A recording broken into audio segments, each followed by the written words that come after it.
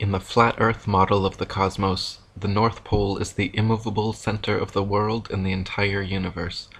Polaris, the North Star, sits straight over the North Pole, at the highest point in the heavens, and like a slowly rotating planetarium dome, all the celestial bodies revolve around Polaris and over the Earth once per day.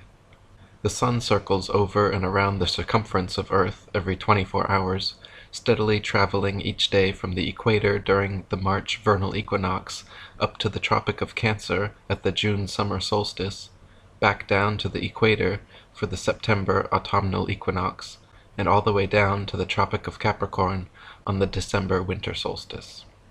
In the flat Earth model, the South Pole does not exist at all, and Antarctica is instead a gigantic ice wall extending the circumference of Earth, holding in the oceans like a giant bowl or a world cup.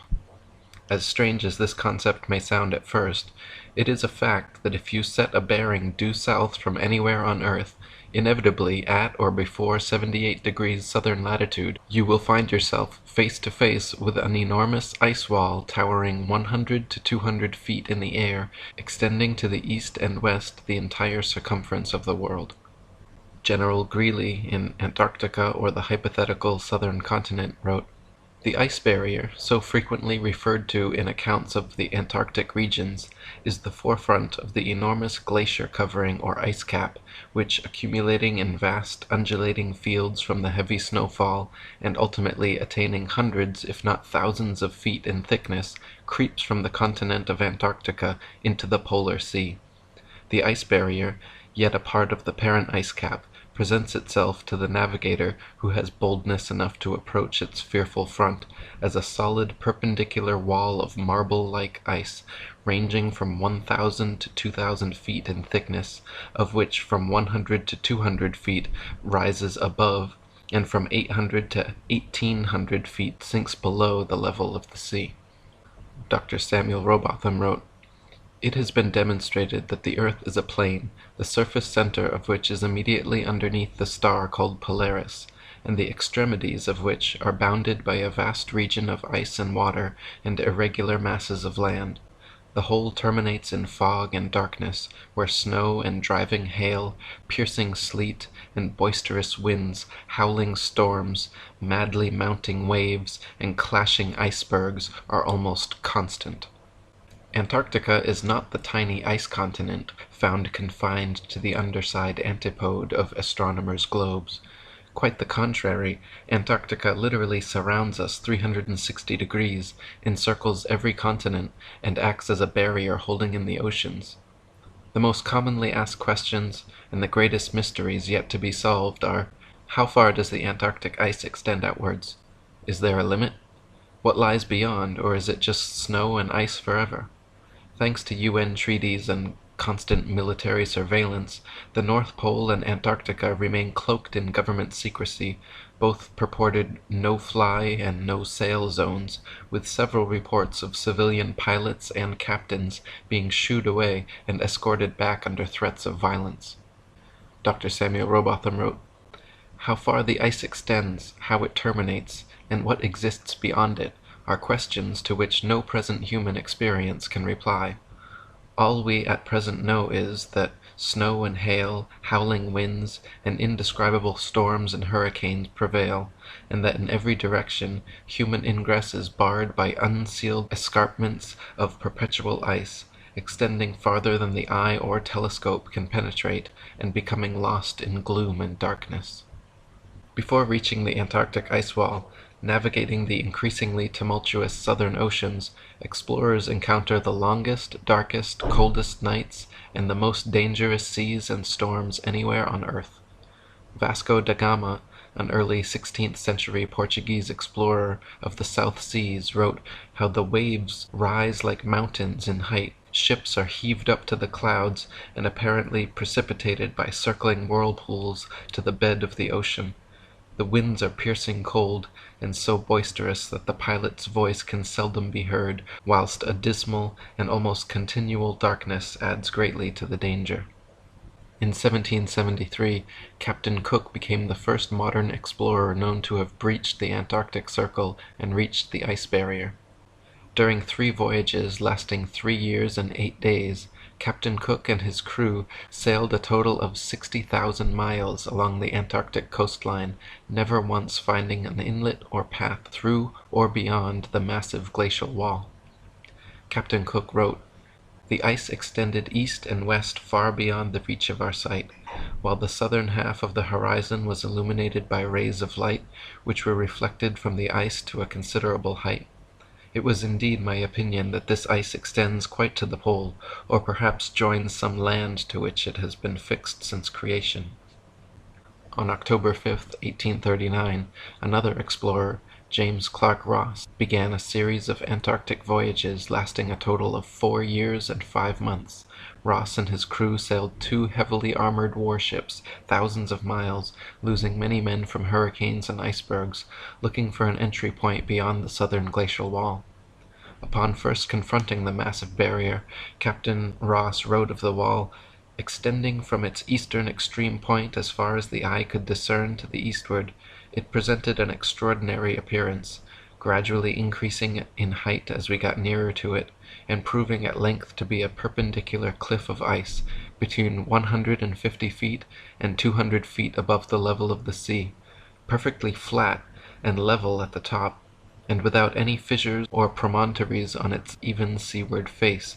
We might with equal chance of success try to sail through the cliffs of Dover as penetrate such a mass."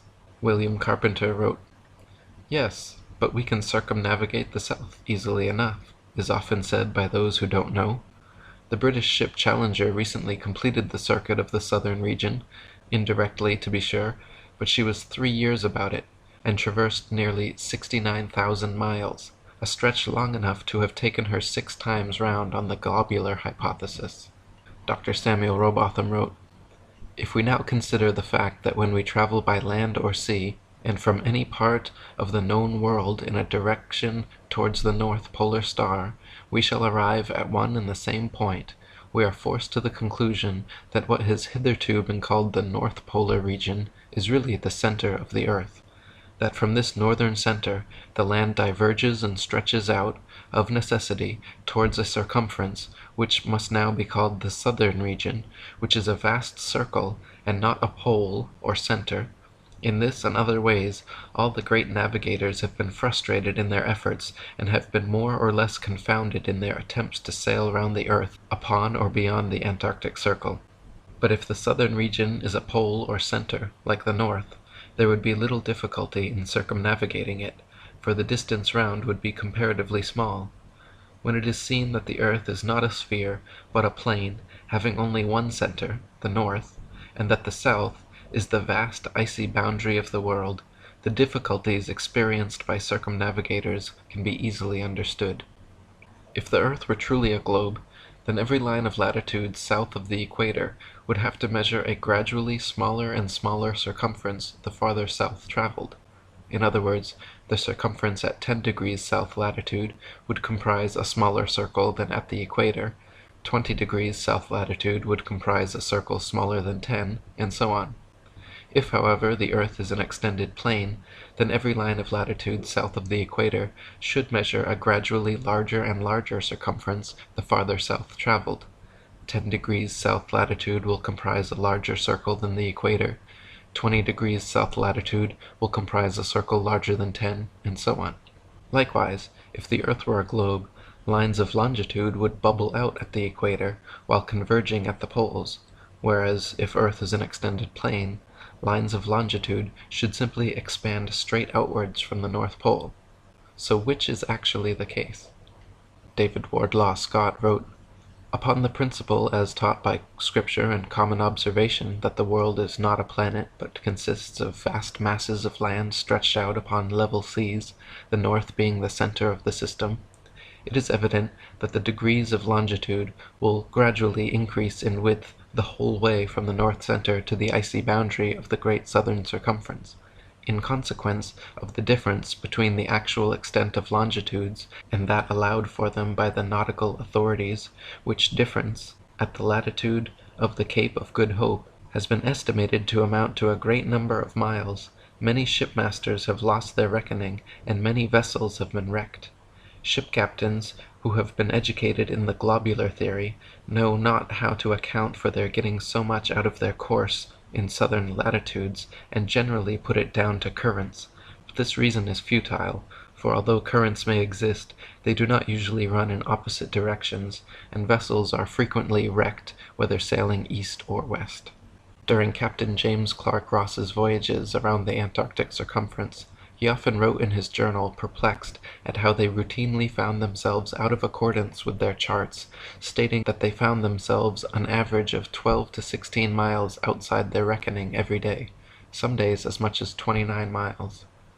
Lieutenant Charles Wilkes commanded a United States Navy exploration expedition to the Antarctic from August 18, 1838 to June 10, 1842. Almost 4 years spent exploring and surveying the Southern Ocean. In his journals, Lieutenant Wilkes also mentioned being consistently east of his reckoning, sometimes over 20 miles in less than 18 hours. Dr. Samuel Robotham wrote, "The commanders of these various expeditions were, of course, with their education and belief in the earth's rotundity, unable to conceive of any other cause for the differences between log and chronometer results than the existence of currents. But one simple fact is entirely fatal to such an explanation, that when the route taken is east or west, the same results are experienced. The water of the southern region cannot be running in two opposite directions at the same time, and hence, although various local and variable currents have been noticed, they cannot be shown to be the cause of the discrepancies so generally observed in high southern latitudes between time and log results. The conclusion is one of necessity, forced upon us by the sum of the evidence collected that the degrees of longitude in any given southern latitude are larger than the degrees in any latitude nearer to the northern center, thus proving the already more than sufficiently demonstrated fact that the earth is a plane, having a northern center, in relation to which degrees of latitude are concentric, and from which degrees of longitude are diverging lines, continually increasing in their distance from each other as they are prolonged towards the great glacial southern circumference." Rev. Thomas Milner wrote, "In the southern hemisphere, navigators to India have often fancied themselves east of the Cape when still west, and have been driven ashore on the African coast, which, according to their reckoning, lay behind them. This misfortune happened to a fine frigate, the Challenger, in 1845. How came Her Majesty's ship Conqueror to be lost? How have so many other noble vessels, perfectly sound, perfectly manned, perfectly navigated, been wrecked in calm weather, not only in dark night or in a fog, but in broad daylight and sunshine, in the former case upon the coasts, in the latter upon sunken rocks, from being out of reckoning, under circumstances which until now have baffled every satisfactory explanation? The equatorial circumference of the supposed ball earth is said to be 24,900 statute, or 21,600 nautical miles. A nautical mile is the distance following the supposed curvature of the earth from 1 minute of latitude to the next. A statute mile is the straight line distance between the two, not taking into account Earth's alleged curvature. The Australian Handbook, Almanac Shippers and Importers Directory states that the distance between Sydney and Nelson is 1,400 nautical or 1,633 statute miles, allowing a more than sufficient 83 miles as the distance for rounding Cape Farewell and sailing up Tasman Bay to Nelson, leaves 1,550 statute miles as the straight line distance from the meridian of Sydney to the meridian of Nelson. Their given difference in longitude is 22 degrees 2 minutes 14 seconds. Therefore, if 22 degrees 2 minutes 14 seconds out of 360 is 1,550 miles, the entirety measures 25,182 miles. This is larger than the Earth is said to be at the equator, and 4,262 miles greater than it would be at Sydney's southern latitude on a globe of said proportions. 1/360th part of 25,182 gives 70 miles as the distance between each degree of longitude at Sydney's 34° southern latitude. On a globe 25,000 miles in equatorial circumference, however, degrees of longitude at 34 degrees latitude would be only 58 miles, a full 12 miles per degree less than reality. This perfectly explains why Ross and other navigators in the Deep South experienced 12-plus-mile daily discrepancies between their reckoning and reality. The farther south traveled, the farther the divide. Dr. Samuel Robotham wrote, "From near Cape Horn, Chile, to Port Phillip in Melbourne, Australia, the distance is 9,000 miles. These two places are 143 degrees of longitude from each other. Therefore the whole extent of the earth's circumference is a mere arithmetical question. If 143 degrees make 9,000 miles, what will be the distance made by the whole 360 degrees into which the surface is divided? The answer is 22,657 miles, or 8,357 miles more than the theory of rotundity would permit.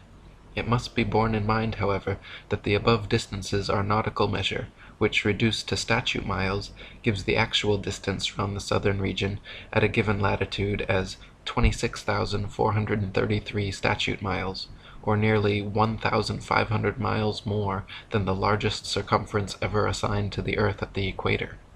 Similar calculations made from the Cape of Good Hope, South Africa, to Melbourne, Australia, at an average latitude of 35.5 degrees south, have given an approximate figure of over 25,000 miles, which is again equal to or greater than the earth's supposed greatest circumference at the equator.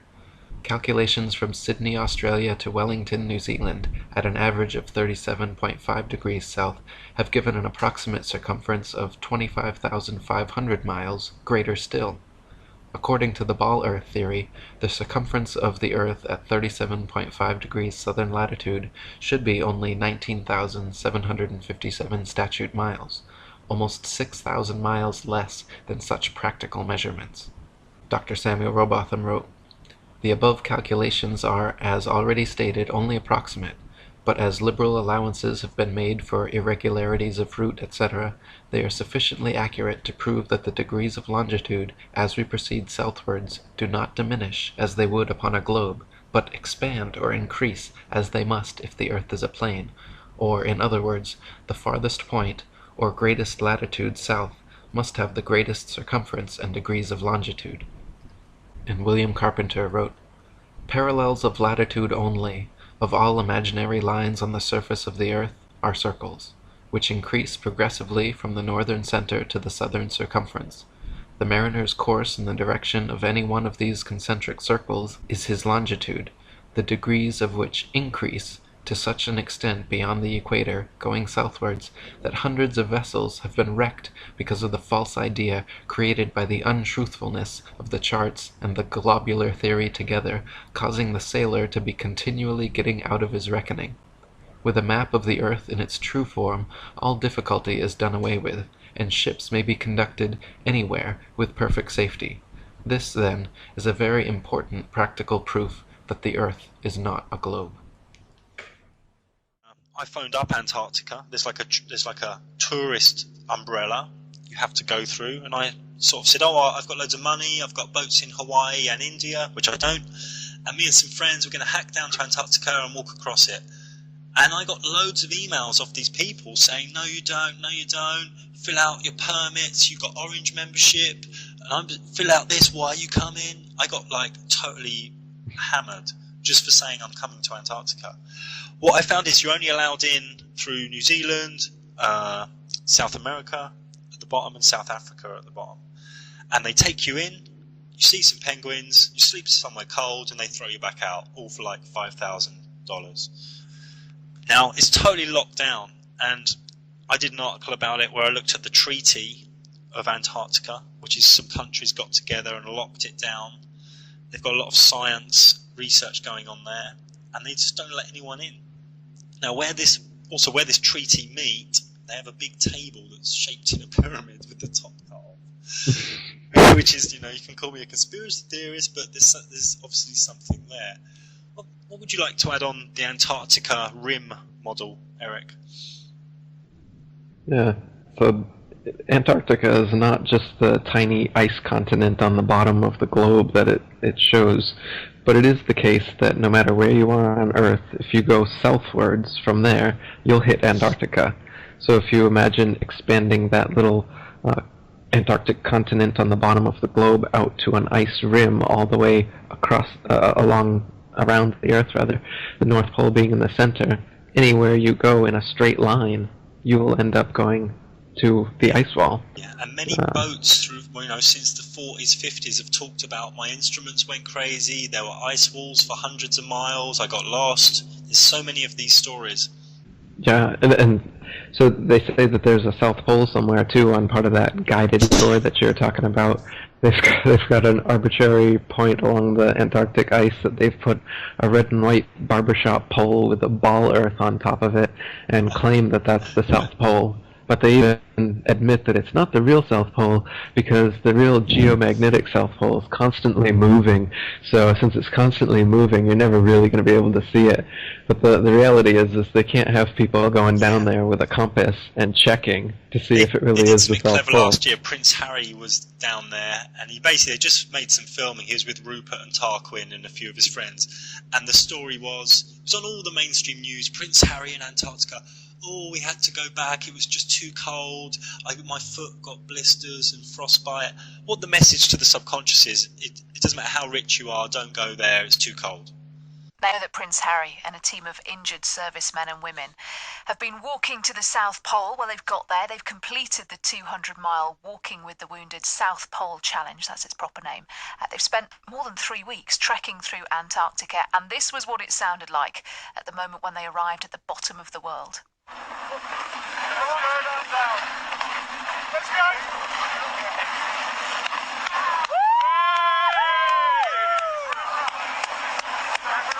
Oh, it sounds quite restrained, doesn't it, after all that effort? Well, they spent 20 hours in a cold chamber. This was the prince and the other competitors who were with him to prepare for the conditions that they were going to find down there. The expedition was supposed to be a race. You might remember it being billed that way before it started, but the weather became so bad as they went along that they scrapped the competitive side of things and just joined up as one big team instead. And this was how Harry reacted after completing the mission. We're here, we made it. It's Friday the 13th. We've had so many things go against us. We've had beautiful weather, but bad weather before, and bad terrain and injuries and stuff like that. But everyone's made it, all 12 of them, the whole group of 20, whatever it is. But the 12 wounded soldiers have made it. Couldn't have made it without everyone's help, especially back home. The founders, Ed and Simon as well. But everyone is so happy. Everyone's touched the ball. We've all had photos. We've all had hugs, a few tears here and there. But all in all, mission success, basically. If you're wondering about that ball that he was talking about, it's the ceremonial South Pole at the Amundsen Scott South Pole Station. It's like a metal sphere on a red and white pole, and it's partly surrounded by the flags of the signatories of the Antarctic Treaty.